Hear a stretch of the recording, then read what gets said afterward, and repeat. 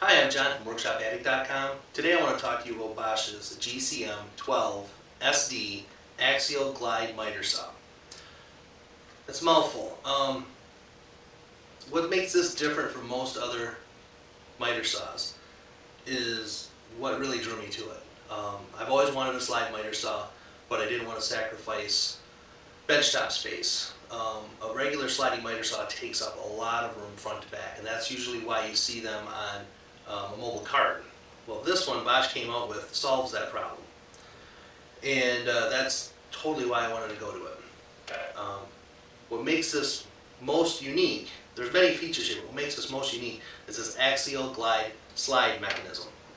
As you can see, there's absolutely no rails that this rides on. It rides on two articulating arms in an X and a Y axis, which allows it to run really smooth.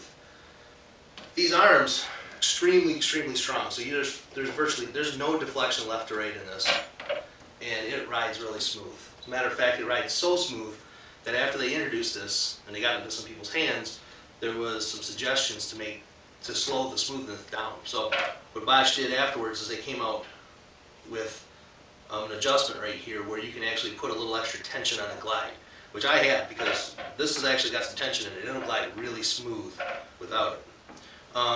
There's quite a few other things that are different about this.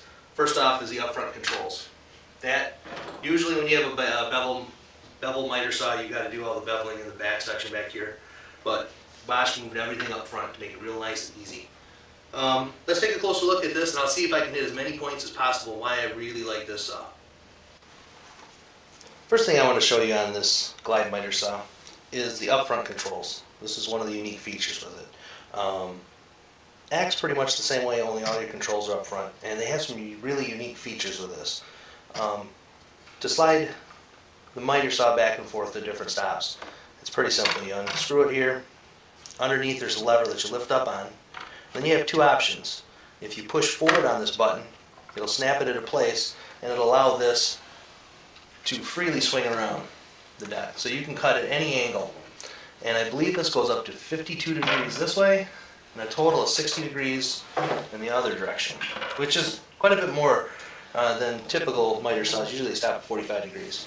You also have another option where instead of pushing up on that, you can just hold the button down, let go, and it will stop at certain detents. This miter saw has 10 detents in it, so it's nice to be able to find a quick 45-degree angle, lock it into place, screw it down and go. That's pretty unique. Well, it's not pretty unique. It's typical in a lot of them, but this one has 10 of them, so this is nice. Another thing I want to show you is the actual bevel.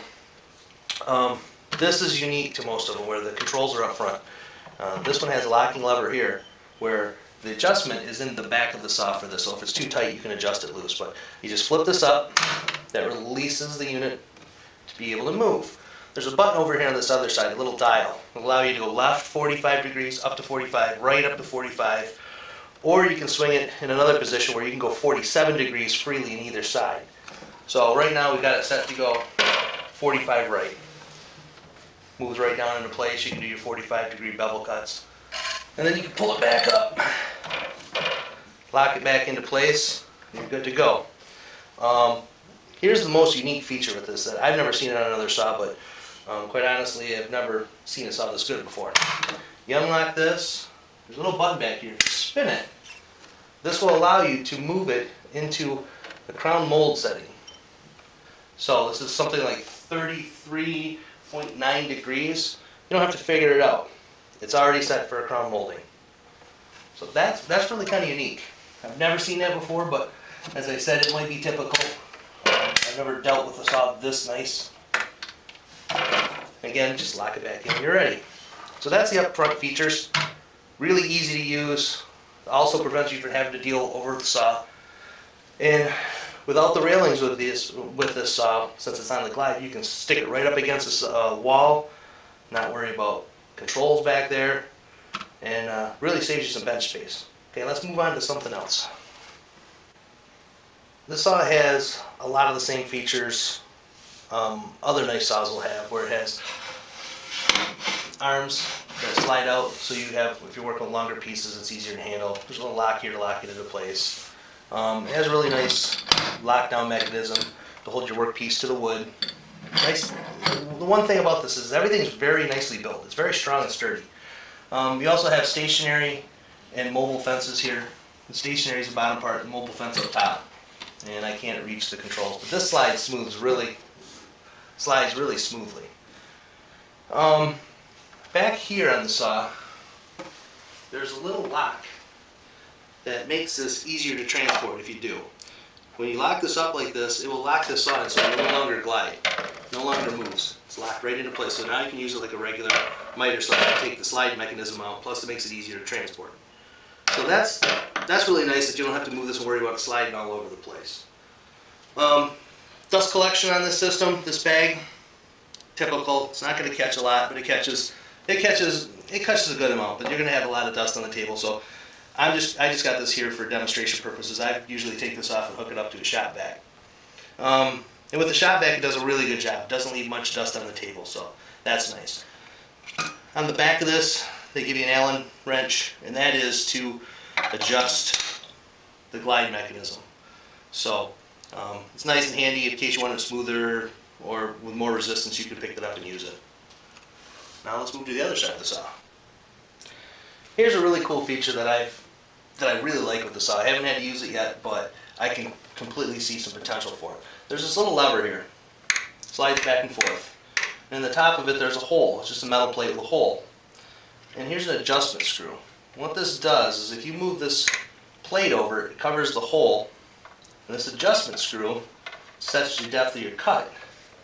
You can use this to make it a permanent stop, so if you want to do some dado cuts, you can make it stop so you don't go all the way through the wood. You can rip through your wood this way and just keep moving over and make dados. It's pretty neat. You don't have to worry about getting a dado blade going on your table saw. You could go ahead and use this every time. Standard other feature is locking the blade down. I usually do this in the shop just so you don't have this great big blade hanging up in the air, and it makes it a little safer. This motor mounted on the top here, and they do that with slide miter saws and stuff. Move it up top so you can get the full bevel back and forth. But if you look inside, this motor is driven by it's a belt driven motor, and very nice belt. It's a ribbed belt, so it tracks in these grooves, and you don't have to worry about it falling out. And it really makes the saw blade track very well.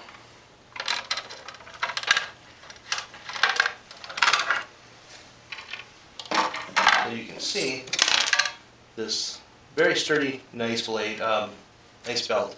Shouldn't need to change it very often, but if you do, you should go to they suggest going to a Bosch dealer to have it replaced. But it looks like a simple enough change. There's 4 bolts holding the motor on there. Should be able to take the motor off, we'll drop it down and put a new belt on. But they do suggest taking it into a certified repair center to have that done. I don't expect to do that for years and years and years. So as you can see, the Bosch Axial Glide Miter Saw is one heck of a machine. I saw this come online on Amazon about a year and a half ago and just fell in love with it. I wanted to get my hands on this saw so bad, and I happened to get lucky, and I won this off of toolselect.com, and geez, I was running around the house just yelling and screaming. I was excited. This is everything I wanted it to be and more. I don't see me buying another miter saw pretty much for the rest of my life until this thing dies, and I don't expect it to be anytime soon. This will be my workhorse. Only thing that I gotta say is it's heavy, and you want that in a big saw like this. But unless you've got a mobile cart, this is going to be a stationary thing in my workshop. So I still keep my other 10-inch miter saw around, so in case I go outside or take it on the road somewhere, I can take it with me. But overall, this is going to be my workhorse for the workshop, and if you get a chance, try one of these out. You're really going to like it. So I'm John from WorkshopAddict.com. Talk to you later.